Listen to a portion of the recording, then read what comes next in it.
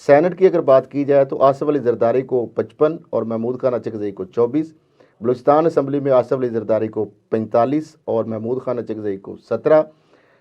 इस तरह पंजाब असम्बली में 6.1% का फार्मूला उसके तहत, चूँकि जो जितनी भी सीटें होती किसी भी असम्बली को, उनको बलूचिस्तान की असम्बली जो है उसकी सीटों से डिवाइड करके तो वो फार्मूला निकलता है ताकि चारों इकाइयों की सीटें बराबर उनके वोट हों।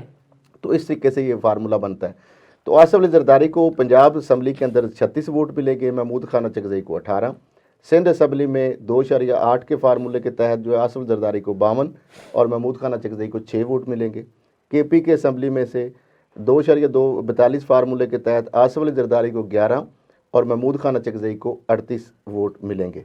तो इस तरह आसफ जरदारी साहब के जो वोट हैं कुल, वो उनकी तादाद बनती है 404 और महमूद खान अचकज़ई के वोटों की तादाद बनती है 199। अब इसमें अगर कमो बेशी होती है तो इसका मतलब है कुछ लोग वहाँ पे नहीं गए, यहाँ पे कुछ लोगों ने अगर इधर दाएं बाएं हुए हैं तो इसमें थोड़े 19-20 का फर्क हो सकता है, लेकिन ये ऑलमोस्ट डबल का फर्क होगा, यानी जरदारी साहब 2 तारीख से जीतेंगे। इसके अलावा अगर बात की जाए तो 2 तारीख जो है अक्सरियत से सदर तो वो बन जाएंगे। अब बाकी जो काबीना के अंदर भी बड़े रद्दोबदल हुए हैं। यहाँ पे मरियम साहिबा जो है उनके जो सेक्रेटरी लगे हैं, उस हवाले से बड़ी तनकीद जारी है कि वो जो है उनके प्रिंसिपल सेक्रेटरी जिनको लगाया गया है, तो अब कोई भी जो फेडरल गवर्नमेंट का मुलाजिम होता है या प्रोविंशियल गवर्नमेंट का मुलाजिम होता है उसकी अपनी लॉयल्टी या नहीं होती, वो तो हर हुकूमत जो होता है उसके तहत सारी बातें काम करता है। इस तरीके से और बड़े जो तबादले हैं वो आए हैं कि जो वज़ीर-ए-आज़म के प्रिंसिपल सेक्रेटरी हैं कैप्टन रिटायर्ड खुर्रम आगा, उनको तब्दील करके सेक्रेटरी कॉमर्स लगा दिया गया। 22वें ग्रेड के पाकिस्तान एडमिनिस्ट्रेटिव सर्विस के वो ऑफिसर हैं और उनकी जगह पे जो कि सेक्रेटरी और इंचार्ज सेक्रेटरी थे पेट्रोलियम डिवीज़न के असदुर रहमान गिलानी, वो ग्रेड 21 के ऑफिसर हैं, उनको principal secretary to prime minister Shahbaz Sharif साहब लगा दिया गया। और जो एक और जो कॉमर्स सेक्रेटरी के जो वहाँ पे मौजूद थे उनको एस्टेब्लिशमेंट डिवीज़न जो है साले फारूकी साहब को एस्टेब्लिशमेंट डिवीज़न जो है रिपोर्ट करने की हिदायत की गई। अब आपके सामने वफाकी काबीना जो मुजव्वज़ा है उसकी भी हमने डिस्कशन कर ली।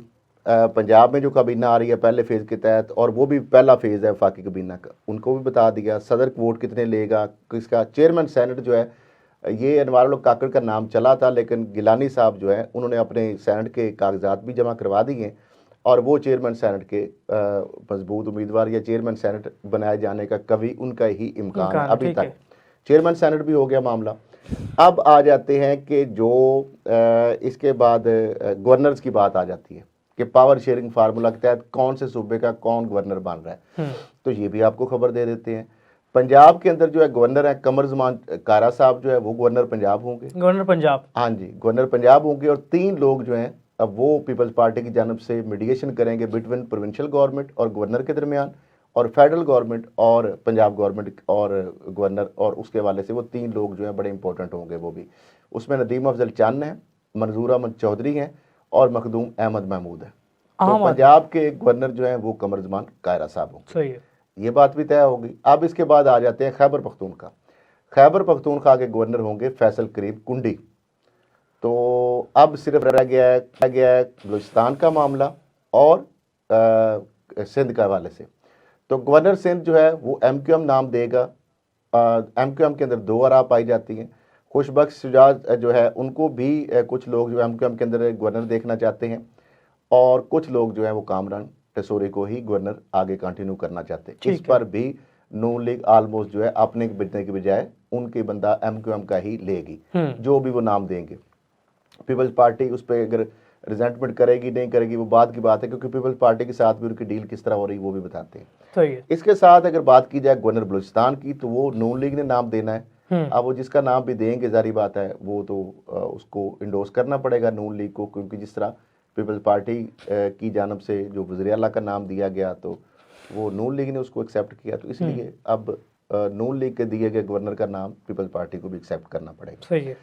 तो अब ये जो सूरत हाल है MQM के साथ जो है अभी तक सदर का वोट देने का मामला तय नहीं हुआ, लेकिन अगर जो आइनी तरमीम है उस हवाले से पीपल्स पार्टी MQM का साथ देती है कि ज़िली हुकूमतों को बराह रास्त वफाक से फ़ंड जाने की जो मामला है, और दूसरी जानब जो है उनको वहाँ पे कराची के वाले से कुछ फैसिलिटीज़ या कोई पैकेज वगैरह दिया जाता है, तो वो फिर वोट जो है वो देंगे सदर का, और अल्टीमेटली इसी तनख्वाह पे उनको काम करना पड़ेगा, और पीपल्स पार्टी भी उनको कुछ रायतें देगी, कुछ मराद देगी।